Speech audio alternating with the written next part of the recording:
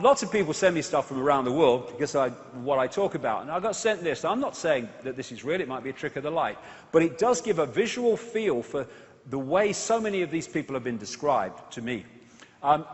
With the eyes changing from a human pupil to a reptilian pupil, and then going back again. I've heard that, you know, people have given me endless accounts of full body shifts, shifts of the upper body, and more than anything, shifts of the eyes. The eyes are the window on the soul, or the window to the self beyond the world that we see. And interestingly, I've got a friend who has an associate who was doing research into, I mean, I don't agree with it, but he's doing research into iris scanning technology. And this led to him looking through a microscope into, I think it was 2,300 eyes or pairs of eyes. And what he said, he had no idea that my friend was associated with me, probably had no idea I exist. But what he said to my friend was this: of the 2,300 eyes that he scanned, around 4% appeared to be of reptilian type and appearance, and he could not understand what the hell that was all about. And if someone said, you know, what is the percentage of the human population? I'd say 4 or 5%. That is what I'm talking about. That's how few it takes to manipulate the world if you get hold of the institutions that dictate the world. So we're looking at people from a visible light point of view that look human, but beyond that are not. There you go. He doesn't have to shapeshift Murdoch, does he? I mean, bloody hell. A bit like Mick Jagger. He don't have to, does he, really? But there you go. There's one of them. He doesn't look, he looks perfectly human. Oh, there we go. There's another one. There you go. There you go. Ooh, there you go. Been to the ritual, Mum? Have you? What's going on? And the other thing is that these bloodlines, they, like I've just said, they stay inside the network. And so that when you follow them back, you tend to come across some interesting people. We've had Prince Charles in the last few months talking about the royal family's ancestral connection to Vlad the Impaler, one of the most infamous blood-drinking, satanic torturers in human history, who was a member, along with the rest of his family, of something in its simple title called the Order of the Dragon, which goes back into the ancient world, which is an order of these bloodlines. He was from Transylvania, and old Charles has got a place there.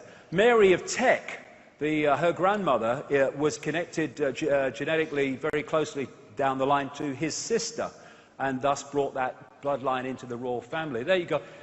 They're not what we think they are. That's the point. And because we only see the visible light level, it seems fantastic. I think, you know, one of the great, well, no, I'll rephrase that. The only good thing, from my point of view, of the Diamond Jubilee celebrations was when, at the royal concert, Elton John sang Crocodile Rock to the royal family. I thought that was absolutely frickin' brilliant.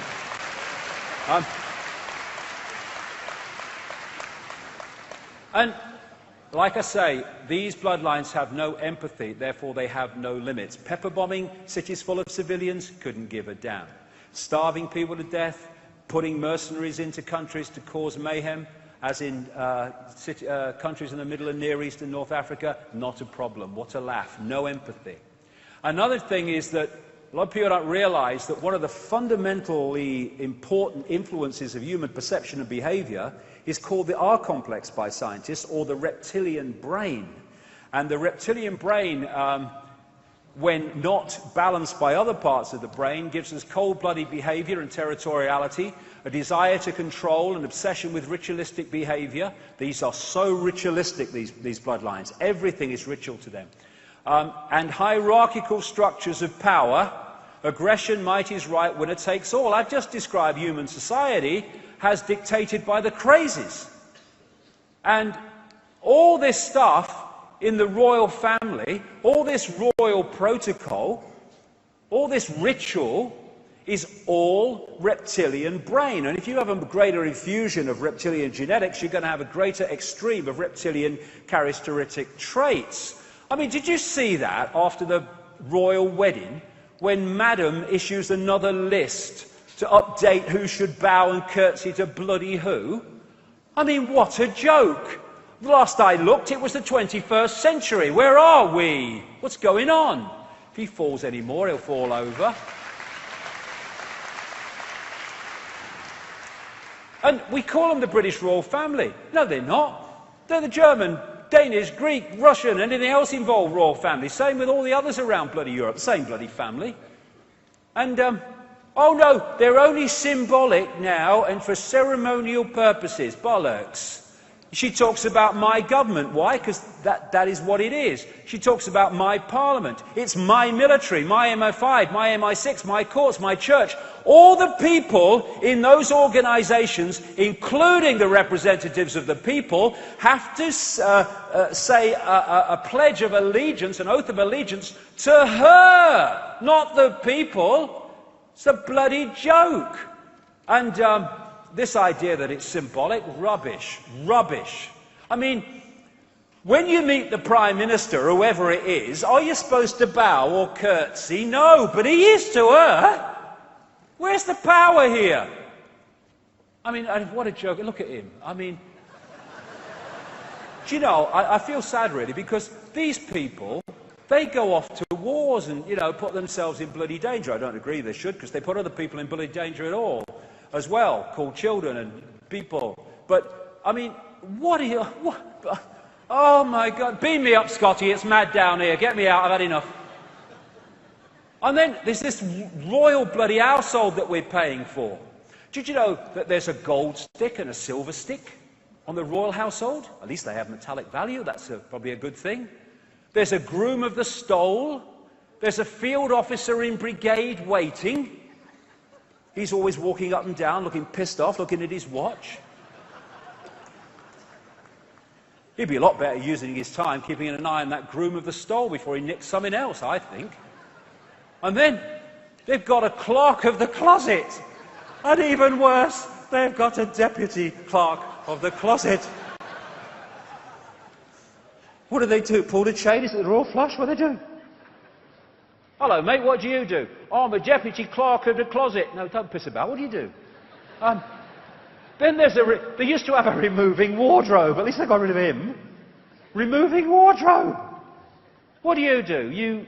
I remove wardrobes, yeah. Do you ever bring them back? Oh, no, bring back wardrobe does that. I mean, oh, bloody hell. We're paying for this.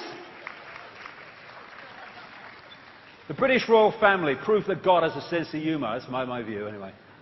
Now, what is the dynamic here with these bloodlines? Well, like I said, they operate with invisible light on behalf of entities that operate outside of visible light. And if you take the analogy of the scientist standing outside the tank, working inside the tank through the gloves with material that's too dangerous to work with, you take the tank to be our reality, the scientists to be these entities, and the gloves to be these bloodlines that allow them to manipulate within this reality. That's the basic dynamic of why they exist and what they're doing. This is Neil Haig's depiction here of the theme. And thus these entities have their own agenda. And it's not the human agenda for what's best for humans, it's what's best for the agenda of control of humans. And if you take the Trojan horse analogy and you put that on, then you've pretty much got what it is. It's infiltration of human society while appearing not to be infiltrating because everyone looks human, but only with invisible light. Now, here's the journey of these bloodlines. You can pick it up at some point through history. It goes way back. Let's pick it up here.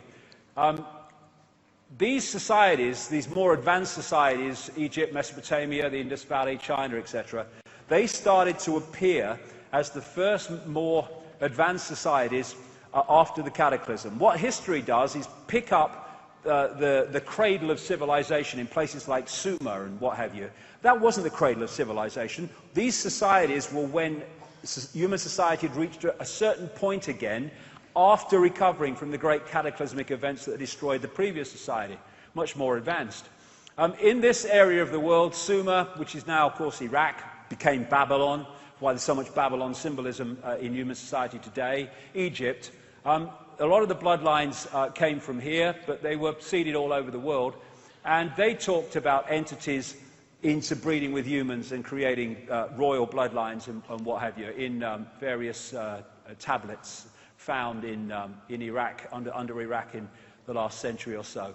And these bloodlines moved out into northern Europe. They became the founders of Rome, and they interbred with other bloodlines in Europe, and they became the European royal families and aristocracy. And eventually, through the great British Empire, the French Empire, great only in size, by the way, in my view, and other European empires, they sent these bloodlines all over the world in the great colonial frenzy of taking the planet over. But there's two types of control. One has a finite life, one has an infinite life until it's exposed. The one that has a finite life is when you, like fascism, communism, apartheid, that which is subject to the control can see the controllers. Because eventually, it might take some time, there will be a rebellion against that. The greatest form of control is control you can't see, where they give you a vote every 4 or 5 years, and yet behind the scenes, the same people are in power behind the scenes all the time, no matter who's officially in power in politics. And that's what they did in the colonial system. They apparently withdrew back into their countries and gave independence to the former colonies like the United States and Canada and etc. around the world. But what they did was left out in those countries the bloodline under different names and the secret society network through which they manipulate the bloodline and its agents into power, and they've gone on covertly controlling those countries ever since. And what they've created is a secret society and bloodline version of a transnational corporation. What happens with a transnational corporation? Take McDonald's, please. Take McDonald's, if you will, as far as you can. But take McDonald's as an example. They have a headquarters in America, and in each country they have subsidiaries. And the subsidiaries carry out the diktats of their headquarters. And thus, if you go into a McDonald's in Russia or Australia or South Africa or wherever, you go into basically the same McDonald's. What they've done with the Bloodline Global Network is they have a headquarters. Funnily enough, America's very, very influential, but the headquarters is in Europe. It's in places like the City of London, Rome, Brussels, Berlin, etc., Paris. And from the centre, they have subsidiaries in the different countries. These are subsidiary networks of bloodlines under different names and the secret society network within that country. And that network's brief or job is to impose in their sphere of influence, their country, what is centrally dictated from the headquarters. Thus, as I've travelled around the world, I've seen the same things being introduced in different countries around the same time, often justified by the same excuses. And it even goes further, because the national network has subsidiaries in the towns, cities and communities. And thus, from the headquarters, they can manipulate down into a local community, if they wish, through this network. And they've created this structure in which they have not just infiltrated, but created the organizations that run and control the direction of the world. I get into some of them. But what the vast, overwhelming majority of researchers into this conspiracy do not see, or do not want to go there, is the fact that there comes a point where this human network goes up into or out into other dimensions of reality, and the dictating force is not human. And common themes. The number of times you see around the world depictions in different societies of half human, half reptile entities. This is obviously in Asia. And the depiction of the interaction between reptilian entities and humans, and part human, part something else. The gargoyles on the churches built by these secret societies, like the Knights Templar, and on the castles and mansions of the elite bloodlines, they are symbolically these entities. So many of the coats of arms of these bloodlines carry reptilian themes. the whole logo of the City of London, or